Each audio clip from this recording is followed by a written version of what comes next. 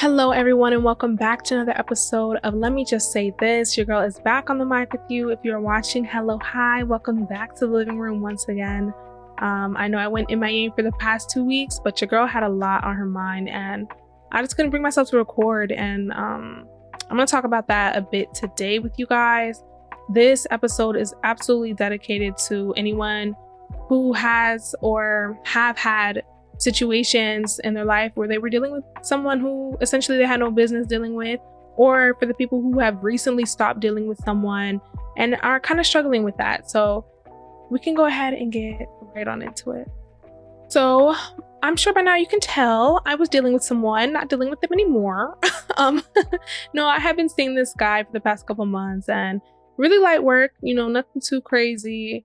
But very much so complicated situation. And I knew that it was going to end eventually, and it ended recently, and not necessarily in the way that I anticipated, but I could see it coming.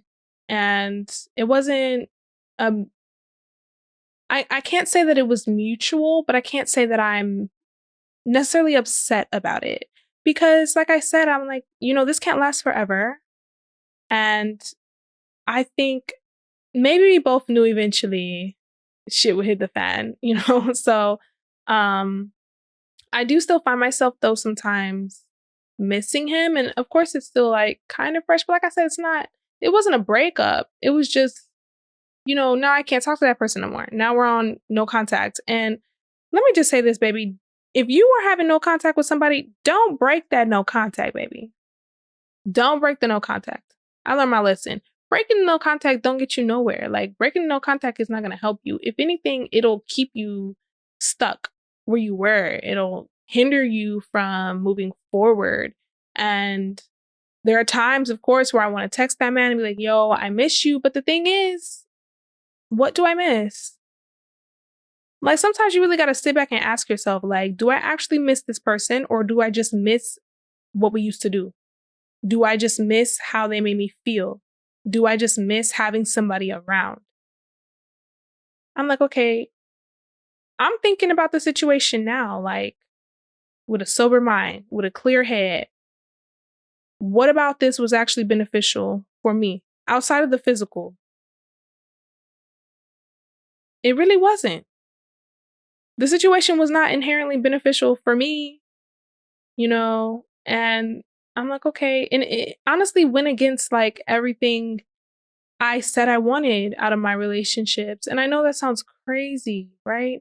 But I feel like I was hustling backwards at that time. And I'm like, yo, and I couldn't let it go.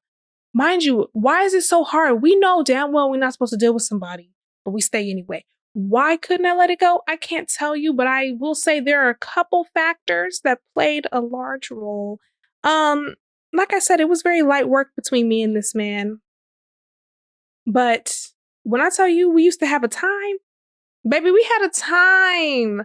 I wasn't ready to come up off of him because I was not ready to stop fucking on that man. That's a big part of it. Of course I liked him. Of course I cared about him. Of course.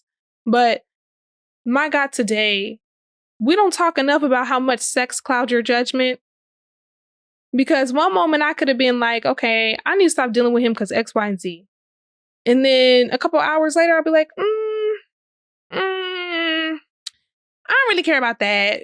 What you doing right now? Come up with like literally. And maybe that's a childish in me, or maybe, I don't know. I do believe in that exchange of energy shit. Like, I do believe in that, soul tie things. I don't think we have a soul tie, but I will say the type of sex we was having was not giving. This is just my sneaking thing. Like, the type of sex we was having, I need to know what you doing. Like, where are you at? Where are you at? So it kind of just progressed.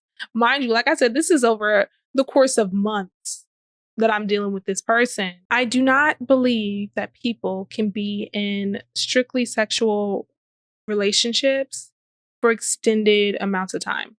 Like, y'all can't just be friends with benefits for a year and think that that's just going to be it. I'm so sorry. Somebody's going to feel something. And it doesn't have to be like some deep emotion for it to count. You could just start liking somebody. You could just start liking them a little bit. Like, I like this man a little bit. We have a good time together. And now I care about him. And in the beginning, it wasn't supposed to get there, but then it got there. And I think that was the tricky part about it. So when I'm now in the space of like missing him, all of that comes into play. But also looking back at it, like I said, you'd be like, okay, that was it. And I feel like that makes it a little bit easier for you to move on. When you know that, you know, what it was, like in reality, when you're able to like take a step back and look at things for what they are. And you might still be in your feelings about it, but at least you can move on. I'm like, okay, you have to water the garden in front of you, not behind you. You can't nurture your past. If you know damn well, okay, I'm not supposed to be dealing with this person, and the universe or God or whoever you believe in gives you an out, such as that situation breaking down, don't go back. Don't backtrack. Don't break no contact, because this is now your opportunity to move on. And that's how I think about it. Like, this is my opportunity to get into a space for something better.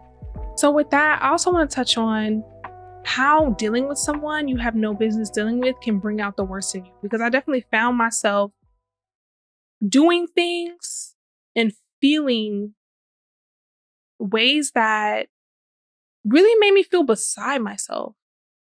Like, really made me feel outside of myself. Things that I thought I would never do. Feelings that I was like, yo, I'm not ever going to feel like that. Yo, crazy. And I'm like, okay, and it's all thanks to the fact that I put myself in a situation that I shouldn't have been in the first place.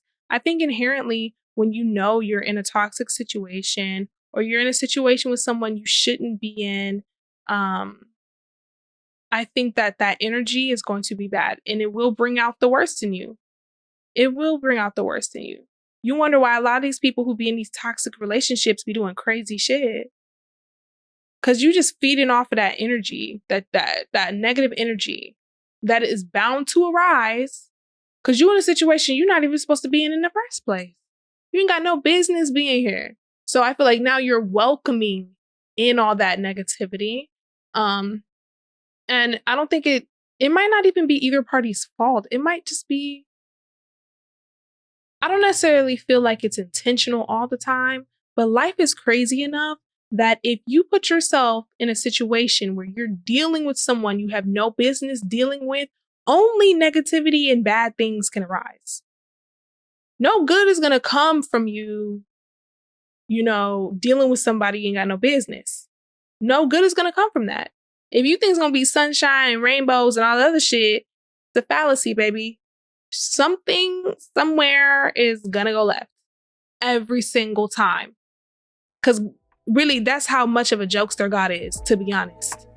Like, you thought this was gonna be good? You thought all this was gonna be well? No. No. That really brings me to my last point, which is, finding your anchor. If you feel like you're in a situation that is really bringing out the worst in you, and I believe that when you deal with people you have no business dealing with romantically, platonically, inherently it's going to bring out the worst in you. And I don't necessarily feel like it's that person who wants to bring out the worst in you. Sometimes it is, but not always. Sometimes it's just the situation isn't healthy. You can't expect to be healthy yourself when you're surrounding yourself with this unhealthy behavior and this unhealthy atmosphere. And it can really bring out the bad sides of you. Cause like I'm saying, I'm doing things I didn't know I was gonna do. And you have to find an anchor. You have to keep yourself grounded so that in those situations when somebody's tap dancing on your trauma or somebody is tapping that nerve that really, really can set you off, and they might not even know, right? You have something to like hold on to so you don't spiral out of control. And I'm like, okay, I want an anchor because I want to be in control of my mind. I want to be in control of my thoughts, in control of my emotions and my heart. I need an anchor because after some of the situations I found myself in over the past couple months, I'm like, yo, I need something to ground me. I need something to ground me. Because I really believe the weight and the trauma that people carry around with them, you might not even know they have it. They might look good on paper. Everything up front looks straight. You know what I'm saying? Everything looks good for them. You don't know what anybody's going through. You don't know what anybody is harboring. So at any given moment, something can go left, and now you're seeing a side of them that you didn't think you would see ever. That it might be a first for them too. Yo, find an anchor, baby. And I remember talking about this before, but it's hard. My God, today, it is hard to stay grounded, especially when you're going through new experiences, or if you're just, lost in the sauce, which I think a lot of people are. A lot of people are caught up in the rapture of whatever. And, if you're finding yourself in that situation where you're like, yo, everything around me is spiraling, or I don't feel like I'm in control anymore, find yourself an anchor. And that really can be anything. It could be your faith. It could be your family. It could be deciding to isolate so that you can go into self-care mode. It could be taking breaks so that you can focus on what is actually going to feed into you. It could be letting go of that person that you don't need to deal with so that you can find what actually is meant for you. Like, those are ways that you can find your anchor at the very least. And, I'm working on mine. I think I just kind of decided I'm gonna chill for a little bit. I don't want no man in my face at this moment. I'm like, bro, get up out of my face, please. Stop talking to me. But again, not closed off. Not closed off. Pinky promise. But shifting and learning. And like I said, we know better, so we're gonna do better. And that's just that on that. Baby, when I tell you this video was so hard for me to make, oh my God, I had to re-record it I was just like, bro, I can't get my thoughts or my mind together. I don't know what I want to say. I don't know how I want to say it. I don't want to talk too much about it, but I feel like I'm again in a space of transition. A lot of big things are moving in my life right now, and I'm really happy for that. And I'm trying to stay grounded here. Like, I'm trying to enjoy and be thankful and grateful for where I am now, despite the bullshit. You know what I'm saying? Like, I'm so grateful for where I am now because this is where I wanted to be.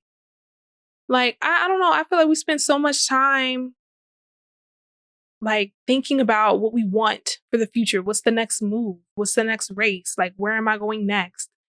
We don't take time to sit and be like, yo, a year ago today, this is where I wanted to be. And I'm here. And I'm here. I'm like, yo, I'm here. It's amazing. And that level of gratitude, yo, you got to find it. Sometimes I feel like we lose that. But I'm grateful and thankful and, trying to live in the moment. Especially this month. August is a big month for me. It's my month to just do everything that makes me happy. And I'm going to live in the moment and celebrate the wins and celebrate where I am now. And I really hope you guys are doing the same. Celebrate yourself, celebrate your strengths, celebrate, being further than you thought you could go. And being where, the past you, if they could see you, they'd be so proud of you. Celebrate that, So yeah. As always, thank you guys for watching. If you're not following on the Instagram, go ahead and follow on there. If you have anything you want to share with your girl, you can email me or DM me, and I will get back with you. Until next time.